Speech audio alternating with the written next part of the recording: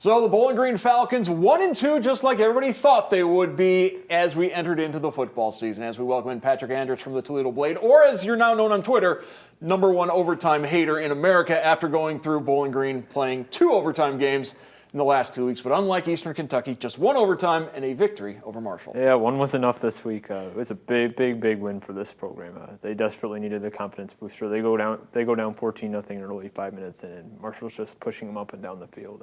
Matt McDonald starts 4 for 12. He recovers, and BG's able to get a big win. This might almost be a season-defining type victory, because I know a lot of people were looking after the loss to Eastern Kentucky. I don't know where Bowling Green's going to get wins this year. Everybody was assuming the Marshall game would be a loss, considering Marshall just beat Notre Dame. Marshall has struggled in Bowling Green over time. Falcons get a huge win. That is such a big momentum bump for them. Yeah, especially like you said, with Mississippi State looming, with MAC play looming, this could be the start of a positive trend. Their MAC opener is Akron. Akron's not a particularly strong team. If they can put up a fight this week against Mississippi State, who knows? This could be a momentum swing going into MAC play. They certainly have shown. I think we needed to see the talent that Coach Scott Loeffler was touting before the season sort of show up, and they showed up in a big way on Saturday. Matt McDonald, back-to-back MAC East Offensive Player of the Week honors, and Carl Brooks wins the Defensive Player of the Week honors. So some good individual performances in that win over Marshall, which you would expect. Yeah, both of them were absolutely terrific. McDonald, he closed on a 23 for 33 run of completions. That's pretty good. 2 4th-down long bomb touchdown passes in the first half. He was exceptional, and Bowling Green needed him to be exceptional because Marshall brought their A game. Kalan Laybourne ran for almost a quiet 158 yards on their defense, and Carl Brooks was terrific. It was a great all-around defensive performance for Bowling Green after they had pretty severe tackling issues against Eastern Kentucky. They cleaned that up. They were able to hold Marshall to a field goal in overtime, and that set up a dramatic finish.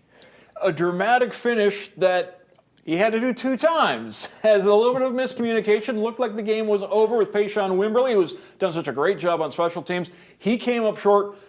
Fans rush the field. They get everything reset. There's a little bit of a brouhaha, but I think that showed something about the Falcon maturity as well, to bounce back.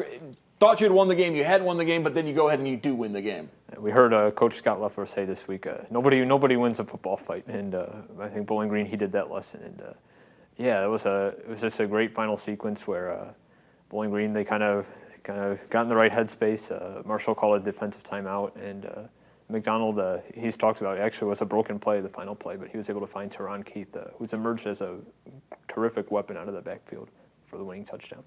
When Scott Loeffler was hired at the end of the 2018 season, he knew one of the things that the Falcons had to do going forward was make a renewed emphasis on recruiting. Northwest Ohio, Southeast Michigan, Northwest Indiana made sure to do that, and we're seeing that benefit as several local guys really had big games against Marshall. Oh, yes, you mentioned Payshawn Wimberly had that terrific run at the end, nearly resulted in the winning touchdown. He's blocked 2 punts.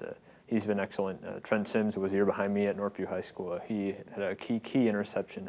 I think it was in the 3rd quarter, and Kayvon Kroom coming up big. He's a Sandusky guy. It's just Loeffler has preached the 4-hour radius is what Bowling Green needs to dominate in recruiting. They need to go toe-to-toe with Toledo, and we've seen the fruits of them doing that. Cade Zimmerly, the Perrysburg offensive lineman, has been injured, but he's been key when he has been healthy.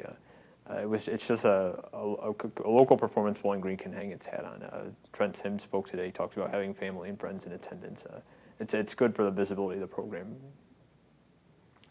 Moving forward, they'll go a little bit more than 4 hours away on this Saturday as they head down to Mississippi to take on Mike Leach and the Mississippi State Bulldogs. So what we know about Mike Leach, he's going to give us great quotes, and he's going to have an offense that's going to be able to put up a lot of points. I'm not expecting another short game in length of time, because Mississippi State, they're going to throw it all over the earth. They got a great quarterback in Will Rogers. But what's going to be interesting is, are they going to be looking ahead to? They got Arkansas looming, they got Kentucky looming, they got Alabama looming. Mississippi State is a lot ahead of it, and they took it on the chin against LSU, blowing a big lead, as you talked about before we came on the air. It's a critical time for Mississippi State too. But they obviously have the SEC personnel, and as Coach Loeffler said this week, this is a different kind of challenge than Marshall was.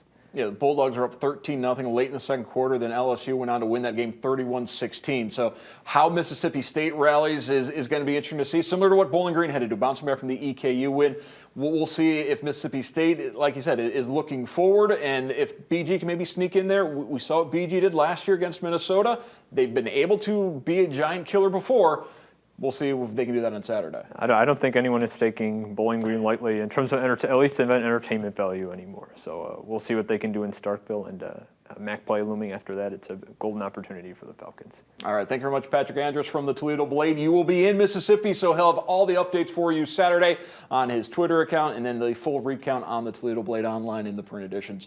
Patrick, thank you for coming in. Thanks for having me, Mark.